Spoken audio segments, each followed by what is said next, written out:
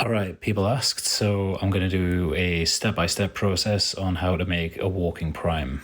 So you're going to start by taking a prime sprue, easy to find on eBay for a discounted rate, and you're going to cut off all of your parts other than your wings. And then you're going to put them together and make sure that everything fits, with the body rotated a little higher than you would normally. So to make the lash whip arm, I've used a spare leg from the new Biovore and a whip from the Hive Tyrant kit, which I've cut off at the hand just below the flexible ridges in the knit armour.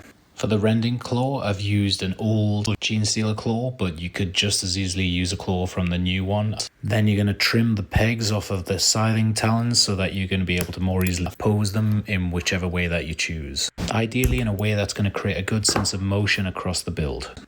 So here's those pieces all put together. As you can see, the whip is on the left side because the Tyrant's hand was on the left side. And honestly, you could really leave it here if you wanted to. I think this looks fine.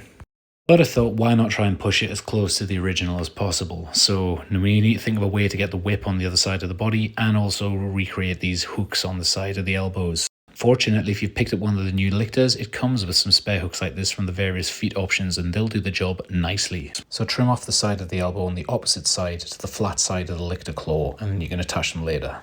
Now to build a hand for the other side of the body, you want to start with a Swarmlord arm. I'd already cut the sword from this one. And you want to cut it as I'm marking out here, just below the wrist and just above this adrenal sac thing. And that should leave you with an appropriately sized hand for the right hand side of the body, perfect for the new whip.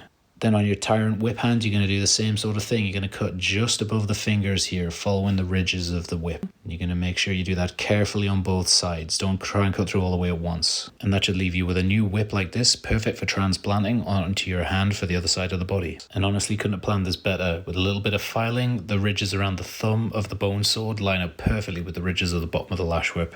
Now this is another optional step. You can separate the torso from the tail to give yourself an extra bit of posability in the hips. Personally, I did this, but I didn't actually find it that necessary in the end.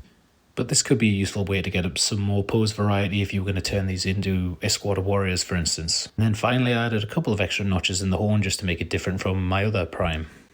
And after assembling that all together, you get the finished prime. Now, I'd recommend pinning together the wrist of the whip hand just to make sure it all glues securely.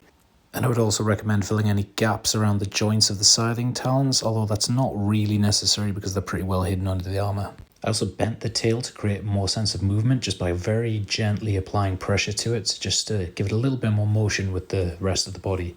And cut the lower jaw off and filed the back down slightly to make the mouth slightly more open, more akin to the official model. But these are steps that you don't necessarily have to do if you don't want to risk damaging them.